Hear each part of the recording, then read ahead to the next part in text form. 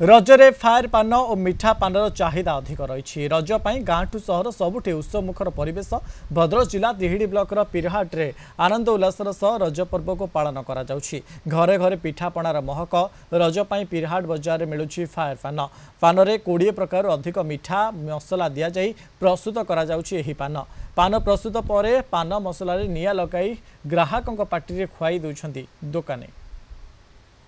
तो हूँ रज पर्वटा पानर भूमिका स्वतंत्र रोचे। पान आम सब मीठा पत्र पान तैयारी करूँ, विभिन्न प्रकार पान तैयारी करूँ। जब फायर मसलाटा आसी 5-6 वर्ष है नाई ना डिमांड रोचे।